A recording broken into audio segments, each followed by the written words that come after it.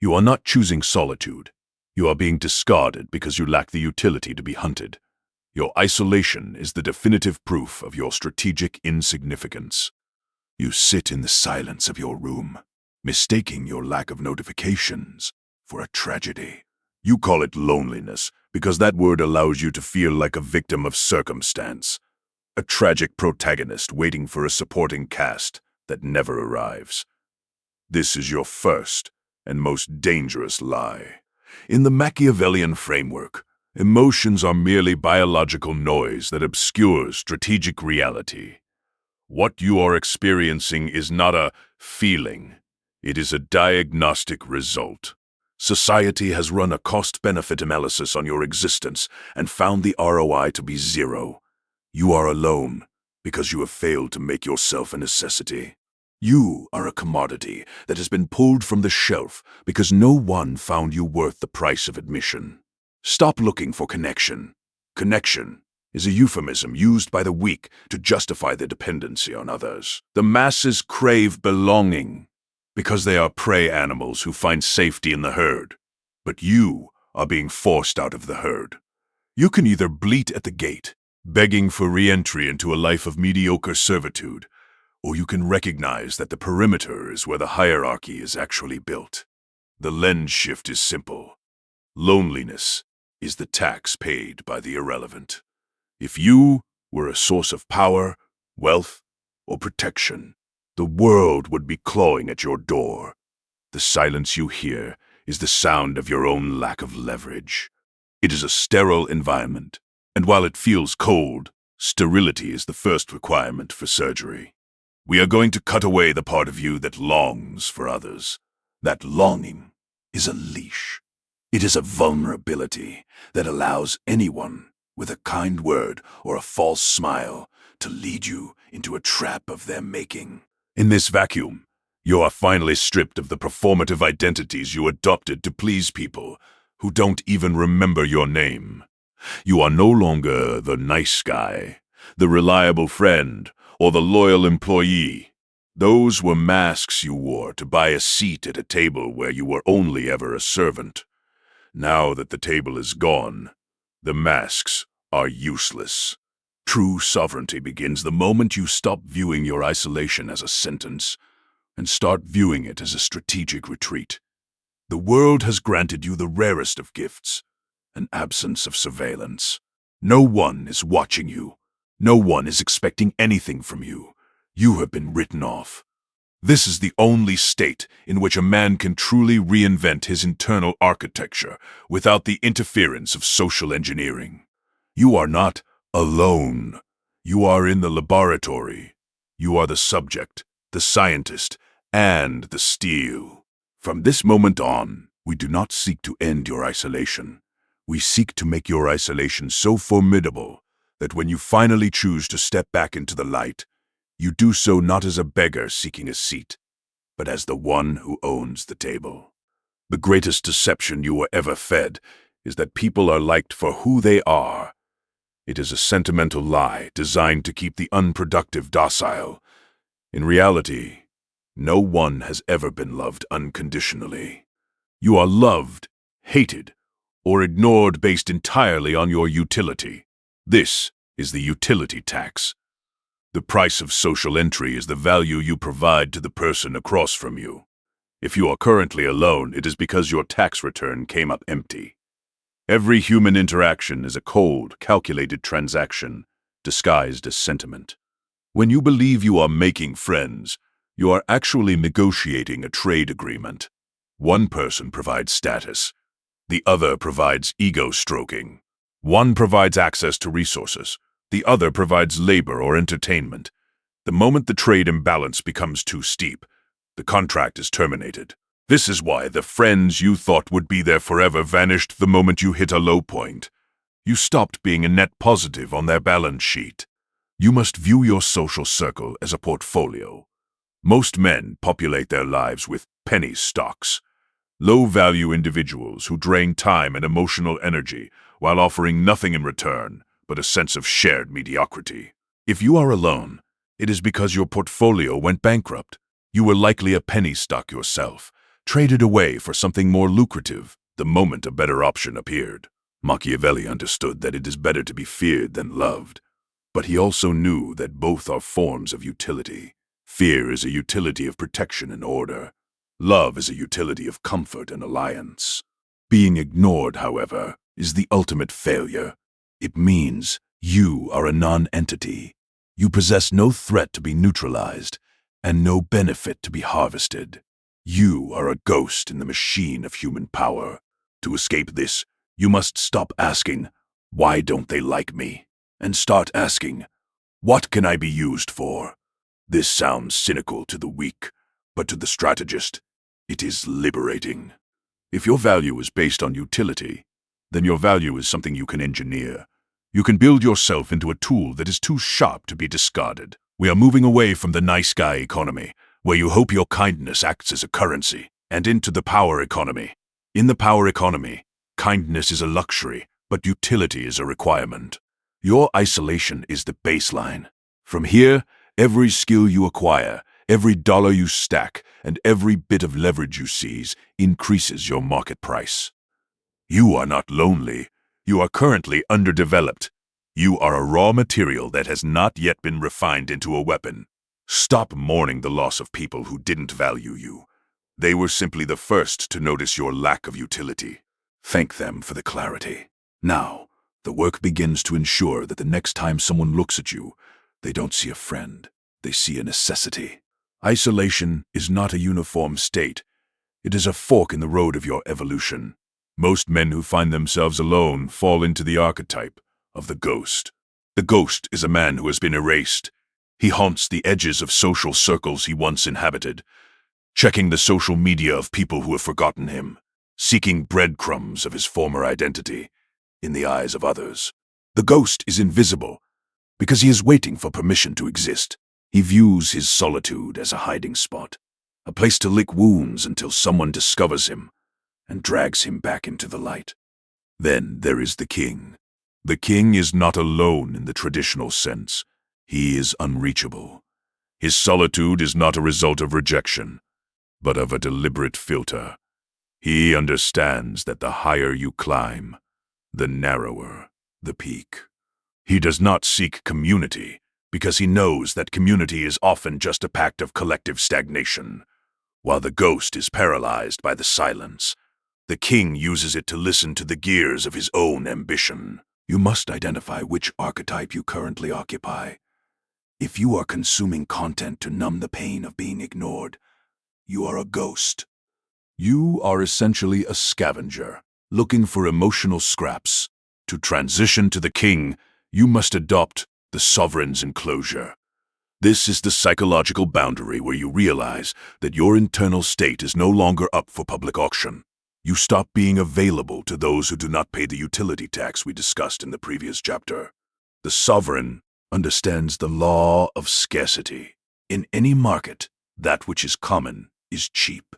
By being around, by being the nice guy who's always there, you have driven your own market value to zero. You have made yourself a background character in everyone else's movie. The king removes himself from the market entirely to reset his price. He becomes a myth. He becomes the man people wonder about, rather than the man people pity. This chapter is about the selection process. You are currently in the exile phase. Historically, the exile was a death sentence, because men could not survive without the tribe. But in the modern age, the tribe is a liability, a collection of distractions, taxes, and mediocre expectations. The modern exile is the only one free to build a private empire. We are killing the ghost today. We are burning the part of you that hopes the phone will ring. From this point forward, if the phone rings, it must be because someone needs something only you can provide, and you will decide if they can afford the cost of your attention. You are moving from the shadows of rejection into the high-walled fortress of the elite solitary. Power is never forged in a crowd. If you look at the annals of history, the masses are merely the fuel for the ambitions of the few. The herd stays together for warmth and a sense of false security, But the strategist knows that the herd is also where disease, stagnation, and groupthink thrive. History's most formidable figures, from the banished generals to the ascetic philosophers, did not find their strength in numbers. They found it in the exile. Consider the life of Niccolo Machiavelli himself. He did not write The Prince while lounging in the courts of the Medici surrounded by friends and sycophants. He wrote it in exile, isolated on his farm, discarded by the very power structure he had served. It was in the silence of his banishment that he was able to see the world with surgical clarity. He stopped being a participant in the game and became the man who wrote the rules. He understood that when you are part of the group, you are blind to the mechanics of the group. Only the man on the outside can see the strings. This is the predator's perimeter. In nature, the lion does not live among the gazelles. He watches them from the tall grass. Your current isolation is your tall grass, while the common man is busy performing for his peers, adjusting his personality like a chameleon to fit in. You have the luxury of observation. You are seeing the patterns of betrayal, the cycles of ego, and the frailty of human alliances without being entangled in them. Human nature dictates that people are most vulnerable when they feel secure in their social standing. They become soft, loud, and predictable. By being the man who isn't there, you become the variable they cannot account for. Throughout history, the return of the exile is always a moment of profound disruption. Whether it is Napoleon returning from Elba, or a disgraced CEO launching a shadow competitor, the man who has sat in the cold and refined his resentment into a strategy is the most dangerous man in the room. You are currently in your wilderness period. Every great power has one. It is the time between the fall of the old self and the rise of the new sovereignty. During this time, the world will try to convince you that you are losing. It will show you images of others enjoying life to make you feel the sting of your exclusion. This is a test of your psychological constitution. The weak break and crawl back to the herd, accepting any humiliation just to be included again. The elite recognize that this period is a filtration system. It removes the impurities of neediness and leaves only the hardened core of the self. You are not being punished by history. You are being prepared by it. The isolation you fear is actually the forge. Every day you spend alone without breaking is another layer of steel added to your armor. You are learning to exist without the oxygen of external approval. Once you master that, you will be invincible, because you can never be threatened with the one thing people fear most: being left alone.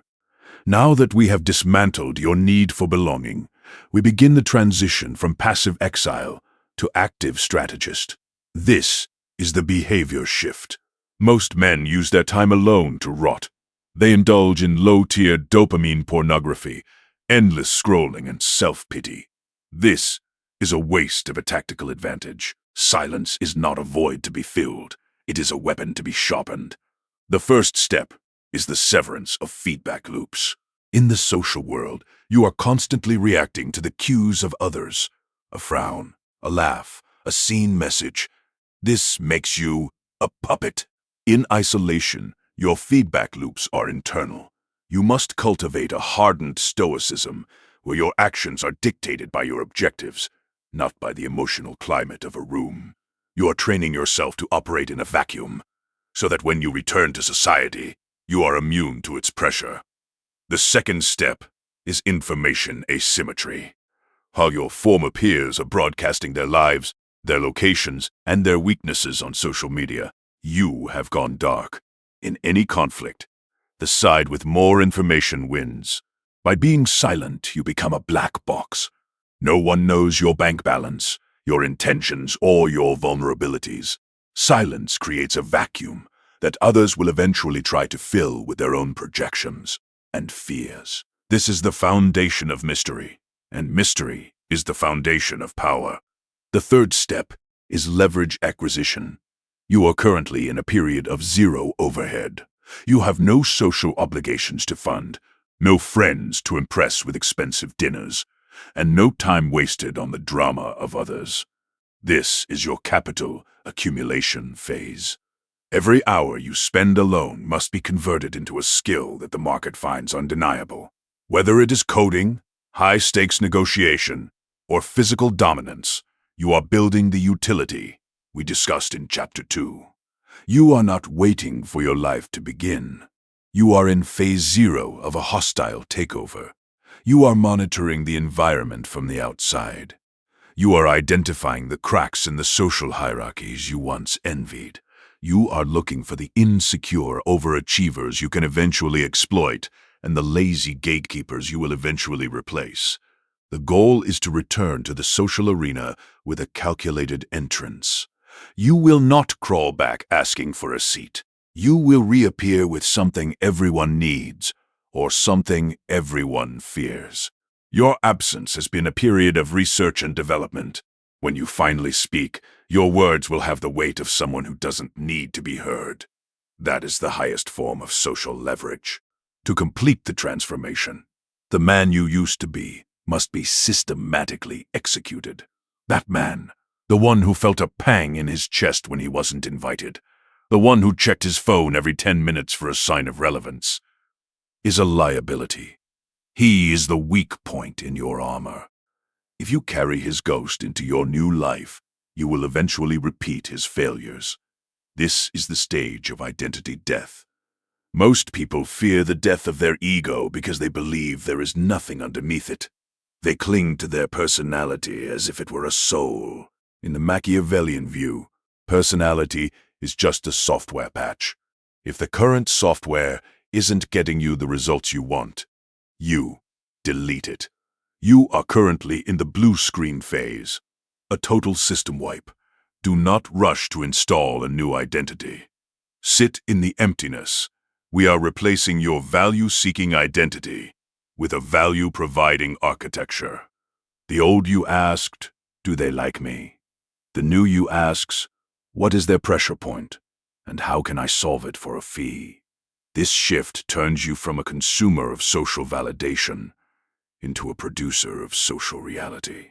You stop being a spectator in the lives of others and start becoming the architect of your own. This new identity is modular. You no longer have a true self that you share with the world. That is a naive concept for people who want to be understood. You are now a collection of functional masks. You have a mask for professional dominance, a mask for social charm, and a mask for cold negotiation. The real you is the strategist sitting in the center of the fortress, untouched by the theater outside. This is the ultimate form of sovereignty, being completely present in the world while remaining entirely detached from it. By the end of this process, the word lonely will sound like a foreign language to you. You will look back at the man you were a few chapters ago with a mixture of pity and reverence. He was a prisoner who loved his cell. You are a man who has walked through the fire of isolation and come out as tempered glass, transparent, hard, and capable of cutting those who try to shatter you. The death of your old identity is the birth of your freedom. You are no longer bound by the expectations of your family, the judgments of your friends, or the invisible rules of a society that didn't want you anyway. You are the sole legislator of your existence.